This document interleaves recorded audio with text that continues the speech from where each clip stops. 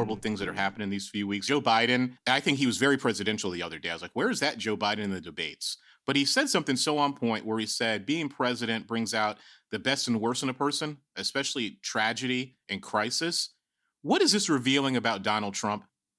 The thing that's revealing about Donald Trump is that there's a part of him that has never really believed that he's president. What it reveals about Donald Trump is that he, in some weird way that I don't know how to exactly describe, it's almost as if he doesn't know he's president because he's an actor. I really think that he unconsciously is so identified with his role in The Apprentice that he has to have spoken parts and written out parts that he recites.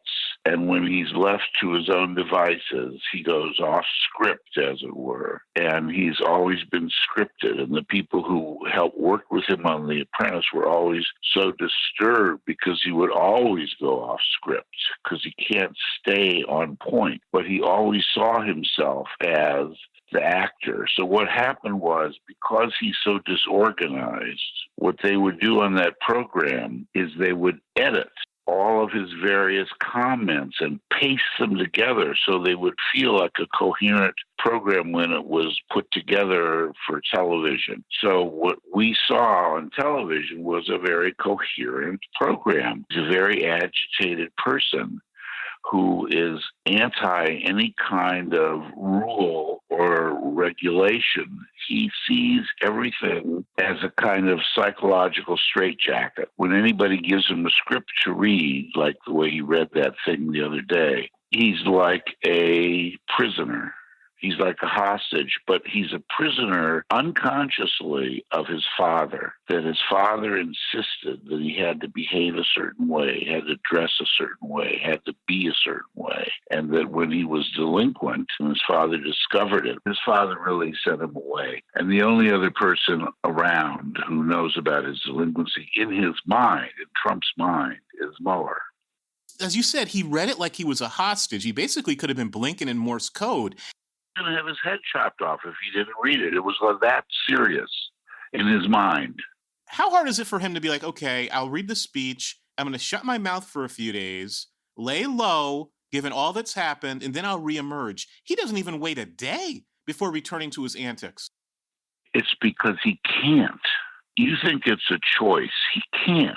He's unable to because he's so enraged at anything that restricts him. He wants to be able to grab women whenever he can. He wants every golf ball to go into the hole, and if it doesn't, he'll just write and cheat at golf. He wants everything to work right. He has probably the lowest frustration tolerance of anybody certainly of any president.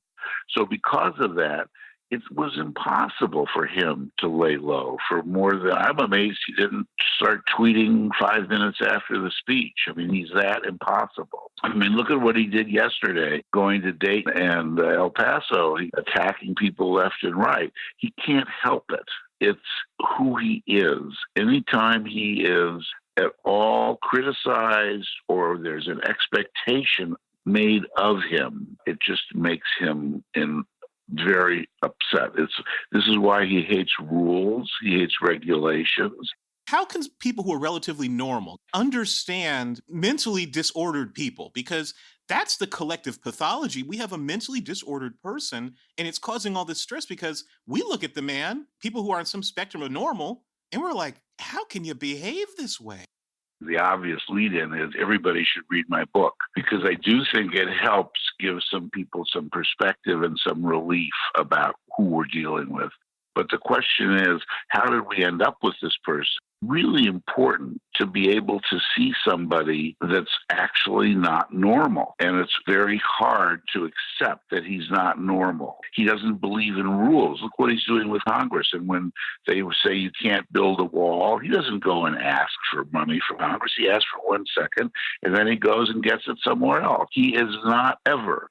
In that sense, he's similar to a 2-year-old, but that's not all because he's a big grown man who can't say no. And so the problem is it's very hard to understand that. I thought that the weakness of all of us is that we assume that other people are more alike us than not. And I always feel that way. I think the weakness of, say, Obama's presidency was he assumed that other people would be able to reason and think when he presented an argument logically. What he didn't understand is that racism and hatred is not amenable to logic.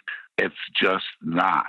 Does he have a shame or a guilt response? Because think about, he's in Florida cheering when his cultists say shoot people at the border. He goes to El Paso where he's lied about that city and inspired violence against Latinos all over this country. He goes to Dayton and he makes it a photo op. In his brain, is it just a disconnect? Is he not functioning that way? There are some people who are called sociopaths or psychopaths who actually have no shame. I think that if I ever got them alone on a couch, it would take years and years to get to shame or to work to getting towards shame. But they are not able to think about the consequences of their actions. They're not able to empathize with others, and they're not able to feel guilt. And shame and guilt are related, but they're not the same. There is no shame. They can say whatever they want without shame. I mean, the absence of shame, how he can go to Dayton, have no memory of his sadistic, destructive, rabble-rousing speeches about hate and sending people back and rapists. He forgets that he ever said those things.